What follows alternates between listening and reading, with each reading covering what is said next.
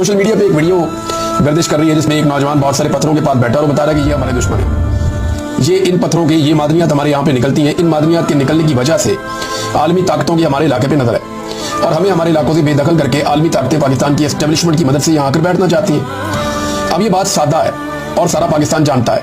ये पाकिस्तान के मफाद में नहीं हो रहा, ये पाकिस्तान की मिलिट्री एस्टेब्लिशमेंट के मफाद में हो रहा है। ये मादनियात निकाल के या तो इलाके की और वहाँ के रहने वालों की किस्मत बदली जा सकती है। ये मादनियात निकाल के दो ही काम हो सकते हैं ना, या तो इलाके के वहाँ के मकीनों के वहाँ के रहने वाले लोगों की किस्मत बदल जाए या फिर एस्टेब्लिशमेंट की किस्मत बदल जाए जो 70 साल से बदलती चली आ रही है।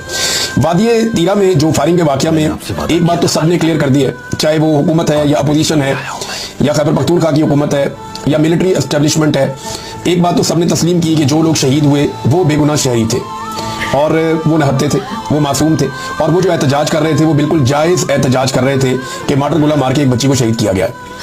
अब दो तरह के लोग हैं, जो हुकूमती या एस्टेब्लिशमेंट के कैंप के लोग हैं वो ये कह रहे हैं कि ये फायरिंग खवारिज ने की है या शरपसंदों ने या दहशतगर्दों ने की है, जबकि तहरीक इंसाफ के वुज़रा हों, मकामी अवामी नुमाइंदे हों, वहाँ के MNAs या MPAs हैं और खैबर पख्तूनख्वा की सियासी जमातों के रहनुमा हैं, ये सारी जिम्मेदारी फौज पे डाल रहे हैं। जैसा कि एमन वली खान है, जुनैद अकबर हैं, सुहेल अफरीदी हैं, इकबाल अफरीदी हैं, शानदाना गुलजार हैं, मोहसिन दावड़ हैं, जमात इस्लामी के सेनेटर मुश्ताक हैं और दीगर बहुत सारे लोग हैं। ये जिम्मेदारी डाल रहे हैं पाकिस्तान की मिलिट्री पर कि उन्होंने गोली चलाई है और वीडियोस भी वो दिखाई दे रही है। मकामी सहाफ़ी भी ये कह रहे हैं कि जनाब गोली तो फौज ने चलाई है और उसके नतीजे में जो है वो सिविलियन जाँ बाग हुए हैं।